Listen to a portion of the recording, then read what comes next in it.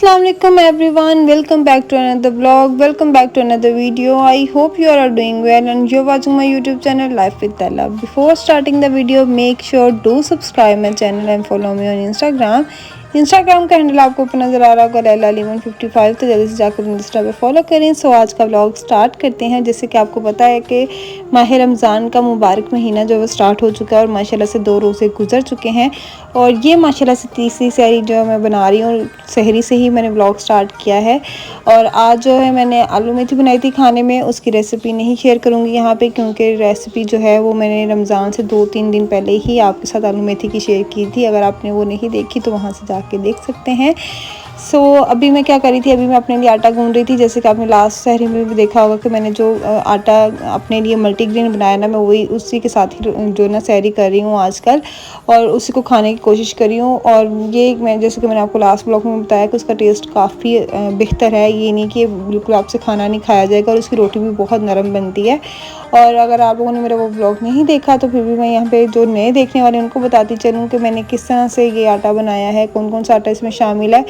इसमें बाजरा, जवार और मकई, गंदम और चने का आटा शामिल है। तो ये मिक्स करके मैंने मल्टीग्रेन आटा बनाया क्योंकि मैंने स्विच करना था गंदम की रोटी को किसी ना किसी दूसरी चीज़ के साथ, तो फिर मैंने ये बनाया क्योंकि ये एक हेल्दी चीज़ भी है ताकि मैं कार्ब्स भी लूँ और मेरी एनर्जी डाउन ना हो। और आपको इसी तरह का डाइट प्लान भी रमज़ान में फ़ॉलो करना चाहिए, इसी तरह का फूड फॉलो करना चाहिए जिससे आपका एक तो वेट ना बढ़े और दूसरा आप जो है ना वो बिल्कुल आपकी एनर्जी डाउन नहीं होनी चाहिए, क्योंकि ये मुबारक महीना आपने इबादत भी करनी है। अगर आपकी एनर्जी ही डाउन हो जाएगी तो फिर आप इबादत कैसे कर सकेंगे। तो उसके अकॉर्डिंग फिर मैंने रोटी जो है ना वो बिल्कुल छोड़ना मुनासिब नहीं समझा।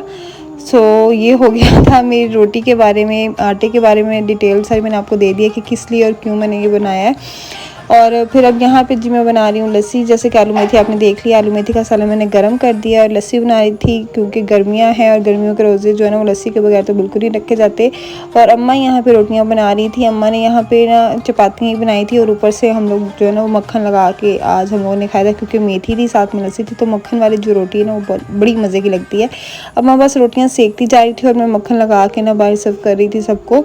और मेरा और अम्मा का यही काम होता है कि सबको सर्व करने के बाद एंड पे हम खाते हैं। तो मक्खन जो है मैं अभी लगा रही हूँ चपाती पे, ये दे दूँगी बाहर सबको और उसके बाद फिर मैं अपनी जो रोटी है ना वो लास्ट में मैं बेल लूँगी और उसको मैं कुक कर लूँगी, क्योंकि अम्मा को भी मेडिसिन लेनी थी सहरी करने के बाद, अब्बा को भी लेनी थी और आलिया को भी लेनी थी, इसलिए फिर उनको मैंने ना पहले दे दिया और अपनी रोटी मैं खुद ही बना रही हूँ। नहीं तो वैसे अम्मा ही आज रोटियाँ बना रही थी। तो बस ये रोटी अब ना बेलना इतना कोई मुश्किल नहीं है, इतना क्रैक नहीं होती है। अगर आप इसको थोड़ी देर पहले, मैंने ये ना बहुत ही मतलब लेट आटा गूंदा है, अगर आप इसको गूंदने के बाद आधा पौना घंटा रख देना तो फिर इतने से भी क्रैक नहीं आते और बहुत अच्छे से रोटी जो है ना वो बन जाती है। तो इतना कोई मुश्किल नहीं है। जैसे हम मकई की रोटी है, इस तरह की कोई रोटी बनाते ना तो उसमें जब तक हम गंदम का आटा या इस तरह की कोई चीज़ मिक्स नहीं करते तो उसकी मतलब क्रैक्स जो है ना वो ख़त्म नहीं होते और उसको बेला तो बिल्कुल नहीं जाता, वो बड़ी मुश्किल से बनती है वो रोटी। लेकिन इस वाले आटे के साथ ऐसा कुछ नहीं है, क्योंकि इसमें जो गंदम है ना वो हम लोगों ने शामिल की हुई है।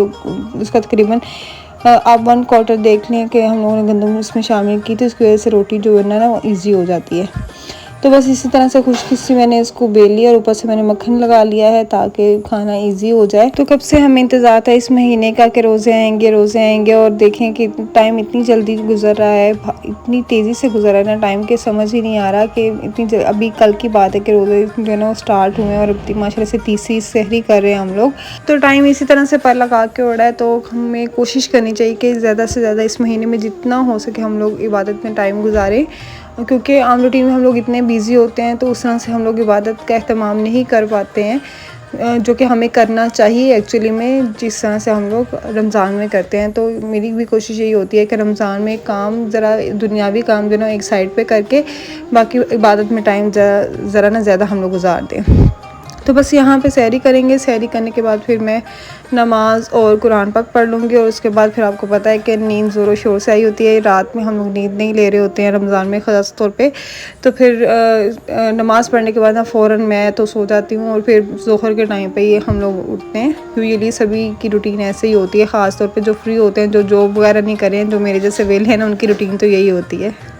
तो मैं ज़ोहर के टाइम पे उठी थी और तकरीबन 12-1 बजे का टाइम था जब मैं उठी थी। और फिर मुझे याद आया कि जो मैंने कल ना बॉक्सेस बना के रखे ना, तो उनको मैंने ज़िप-लॉक बैग में नहीं रखा और इस तरह से फ्रीज़र में जगह जो है ना वो भी तंग हो रही थी ट्रे की वजह से। तो फिर मैंने सबसे पहले उठ के ना यही काम किया, जो चीज़ें मैंने बना के रखी हुई थी ना सारी मैंने ज़िप-लॉक बैग में डाल के रख दी हैं। और इसको रखने के बाद फिर मैं नमाज़ वगैरह पढ़ लूँगी। और फ्रीज़र में ना चीज़ें बार-बार मैनेज करना बहुत मुश्किल लग रहा है, क्योंकि हर चीज़ को अलट-पलट करके ऊपर नीचे करना पड़ता है।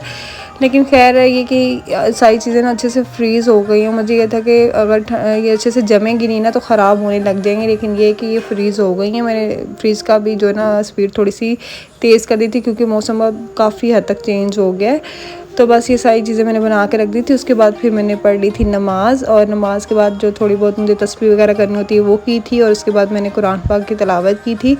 और कुरान पाक की तिलावत ये है कि मैं सारा दिन में ना जी होता है कि थोड़ा थोड़ा करके मैं कम से कम 1 से 2 पारे वो लाजमी पढ़ लूँ, क्योंकि ये कि मैं इससे ज़्यादा भी अगर हम लोग पढ़ना चाहें तो हर नमाज़ के बाद 1 पारा तो हम लोग इजीली पढ़ सकते हैं। लेकिन मेरी कोशिश ये होती है कि जो हम लोग पढ़ें ना उसको अपने मुंह से आहिस्ता आहिस्ता करके अल्फाज को अदा करें, ताकि उसकी हमें समझ भी आए।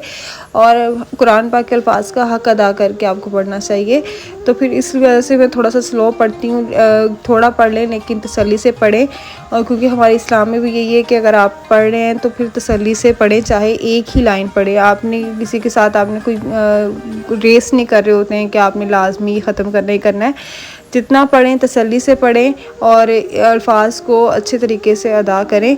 और बस यही होती है कोशिश मेरी भी कि मैं नमाज़ जो पढ़ रही हूँ ना और पारा जो पढ़ी हूँ मैं ज़रा ना सुकून से पढूँ, उसमें कोई जल्दबाजी नहीं करनी चाहिए।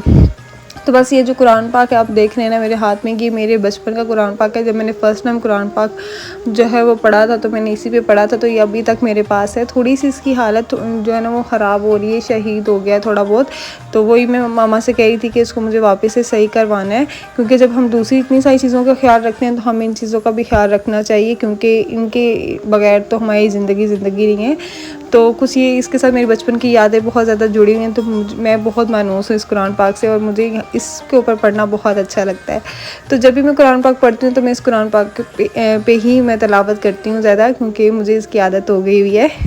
तो आप लोग मुझे बताइएगा कि किस किस के पास अभी तक अपने बचपन का कुरान पाक अभी भी रखा हुआ है।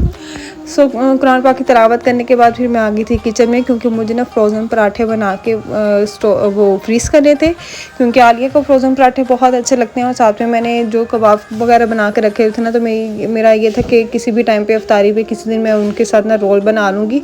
तो बस उसके लिए मैं यहाँ पे आटा गूँथती हूँ। ये व्लॉग मैं यहीं पे एंड कर दूँगी। इसके आगे का जो पार्ट है वो नेक्स्ट वाले व्लॉग में आपको देखने को मिलेगा। अपना बहुत सारा ख्याल रखिएगा, दुआओं में याद रखिएगा। इस वीडियो को लाइक और शेयर कर दीजिएगा। मिलते हैं नए व्लॉग के साथ, तब तक के लिए अल्लाह हाफिज़।